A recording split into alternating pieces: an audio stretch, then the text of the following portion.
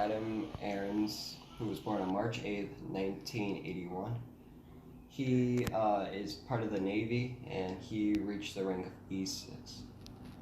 This takes place in Caledonia, Michigan, and this interview is for the Veterans History Project at the Library of Congress. So Adam, when and where were you born? Davenport, Iowa, and March 8th, 1981. Sorry. How was your early life? Kind of grew up in a small farm town. So graduated with a class of 52. Grew up in town, did farmhand chores and things like that. But my father, he lived on a hog farm and raised pigs all his life. So basically, a life of young life of hard work and earning your way effectively. So that was actually one of the reasons why I joined the military, was to pay for college. I knew I had to find a way to pay for it. So didn't want 30 years of student loans and all that. So I talked to all the military branches, and after kind of reviewing what each had to offer, I thought the Navy was the way to go with the travel and education and just the overall experiences. I also had quite a few grandparents and uncles that were all in the military, Air Force or Navy. So again, it kind of maybe was a natural path, if you will. So awesome. Mm-hmm. Do you have any siblings or anything? I have two younger brothers. My middle brother is 35, who lives down in Central Illinois by my parents. And my youngest brother is 31, I believe, and 32, and he lives down in Phoenix, Arizona. Did they ever join the military? No. So, how long after high school? Right away. I took the summer off. I kind of enjoyed it for a while, and so I graduated in May of '99 and went in August of '99. How was your training for it? It was good. Boot camp is kind of the stories of that they used to talk about, of marching and no sleep and training and just always being yelled at and how to fold your clothes properly, make your bed properly. There's a lot of just basic following instructions, really, almost to break down your familiarity with your own independence versus this is the way that you shall do it this way every time, and no matter what orders I give you, you shall follow and pay attention. So that was a lot of basic training, boot camp, which was 2 months up in Chicago, Illinois. And after that, then I went to Charleston, South Carolina for a year. I did 6 months of electrician school, followed by 6 months of nuclear power school, which is through a Navy training program. After that, I went up to Albany, New York for 6 months, and I did actual hands-on training on a nuclear reactor. Basically, it was a mock-up submarine that they basically lifted up above ground, and 18 and 19 and 20-year-old effectively kids right out of high school are operating, maintaining, fixing basically a small nuclear power plant. So it was pretty intense, training, long hours, long days, long shifts. But again, kind of, knew that they were grooming you towards getting out to a ship eventually and kind of doing that same work that you were trained on. So it's a lot of on-the-job training per se. But it was good. I enjoyed it. All right. So once you were done with training, you got onto the ship. Was it pretty much the same as training? Did anything change? No, quite a bit different. Certainly working on a submarine for training was certainly different than an aircraft carrier. Just mainly the sheer size, but also there's 2 nuclear power plants, one in the front and one in the back, and so there was various operations between the two there, because now you're working on a real live ship and not just a training simulator and assuming things are happening when you turn a switch, for example. Here there's real life consequences, and you were very much more closely scrutinized and having somebody watch over you, everything you did. Because again, if you turned the wrong switch, if you made the wrong, relaying of communications or wrong, something of sequence that would have happened, you could seriously damage equipment, injure personnel, etc. So Working on the ship was definitely a lot more intensive.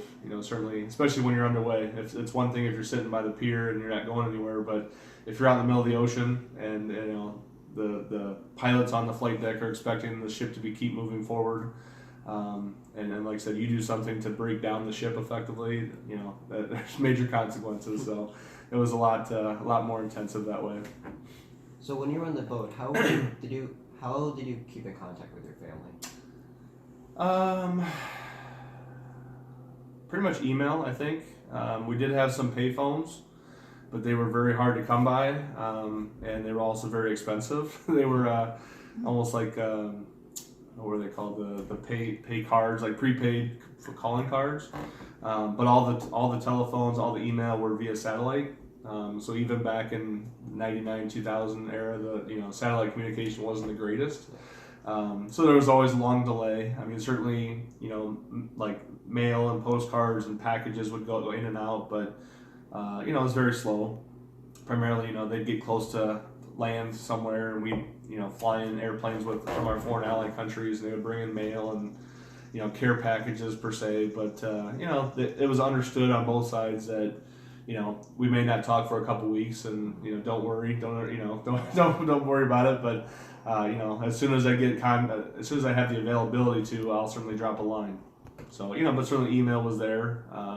Nowadays I think I have former friends that are still on the ships, and now they have Facebook, and they're posting out in the middle of the ocean. So it's definitely grown and expanded over the last 20 years, whatever it's been. So. But it wasn't bad to communicate with home, so yeah, it was good.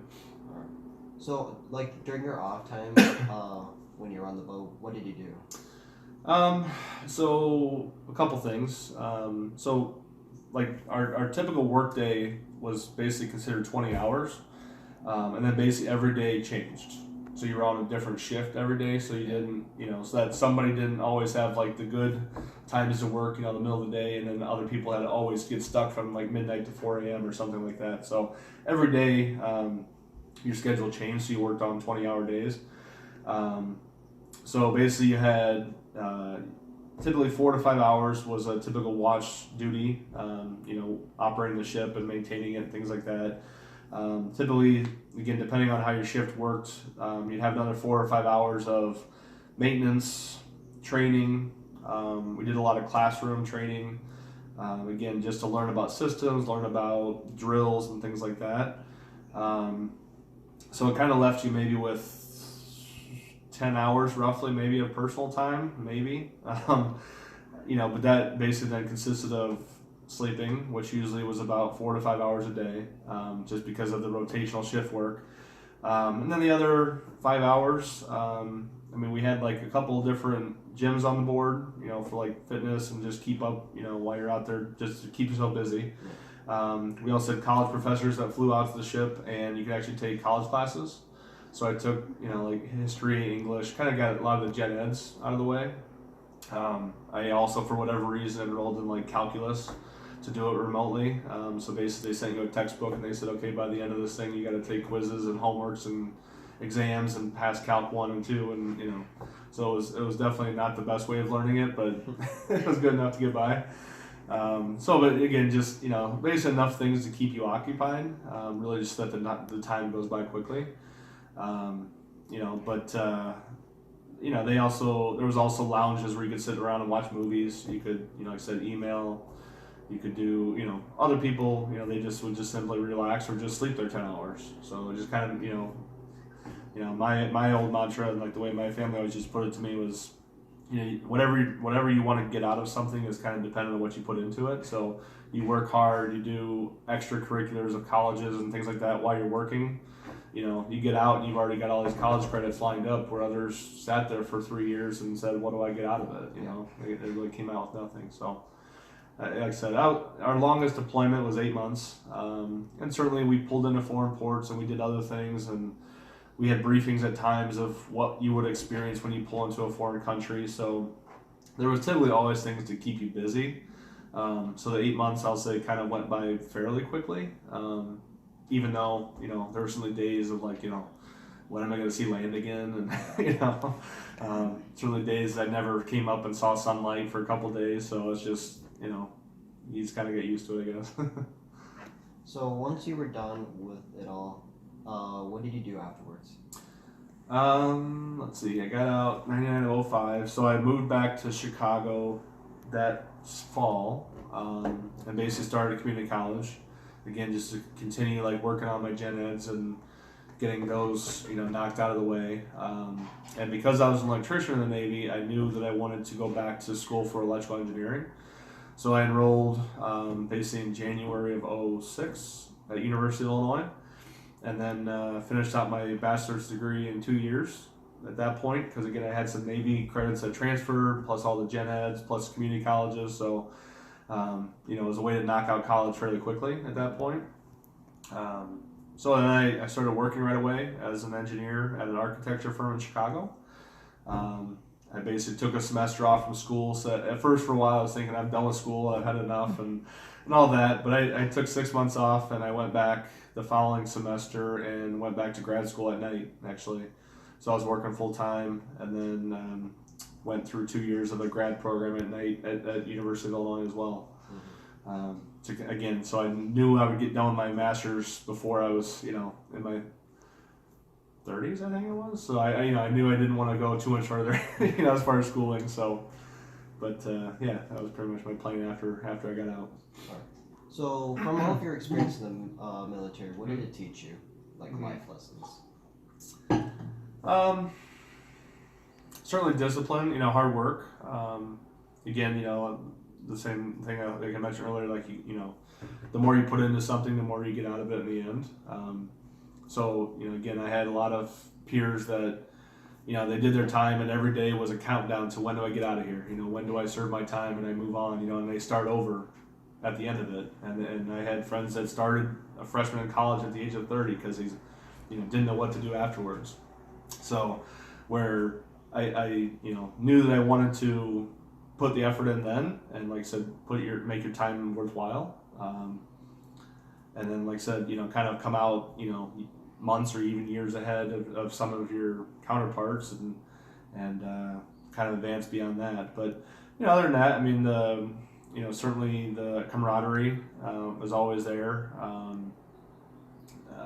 know now even getting into the industries that I work in, I run across former military people, and a lot of employers still look very highly upon it. If they see that on your resume, and they're like, well, if they have that discipline, that hard work, no matter what they did during their time, they're probably going to work hard for a company.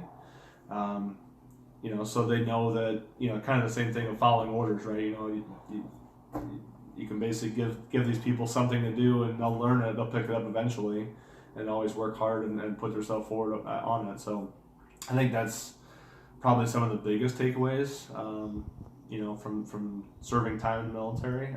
Certainly there's benefits and things like that go along with it later, with college funds and healthcare and home loans and student loans and veterans discounts, and so there's always certainly the government is trying to continue to take care of veterans as they should and could, but I guess I was certainly proud that I served my time, and I enjoyed it, enjoyed my time, and I would probably do it again even if I went back in time. I may have done some things differently, but those are life lessons in general, right? Yeah. So, but yeah, I like I said, I enjoyed my time. Is there anything else you want people to know about, the military in general? It's a good question.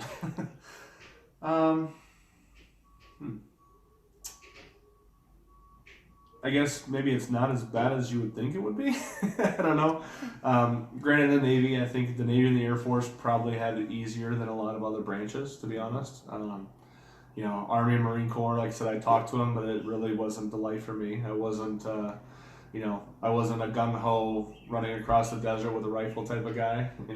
That's not me. So certainly, and I appreciate and honor anybody that would be, that could do that, but that wasn't me.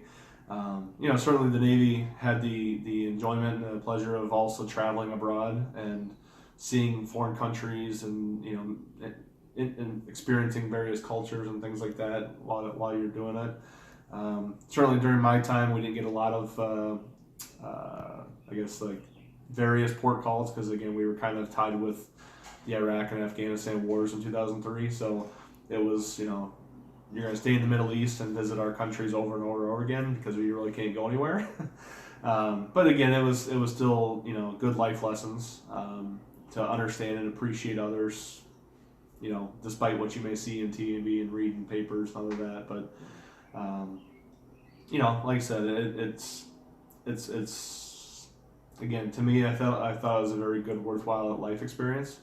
Again, with many years of good benefits to come afterwards, and like I said, positive feedback from all walks of life, and again, there's always going to be debates of government spending and how much money to put towards the military, and I'm not going to speak to that at all because I really have no opinion, but like I said, I think the military is a good way for some young people that if they don't know where they're going or what they're doing, I think it's worthwhile to check out and see what it's all about, even if they have other plans for colleges or jobs or other things like that. At least it's worthwhile to talk to either veterans like yourself or talk to recruiters and just see what they what it's all about these days. So I'm sure things have changed greatly in the last 12 years, I guess, since I got out. So yeah. Well, anyways, thank you for the interview. Yeah, you bet. Thank you. Appreciate it.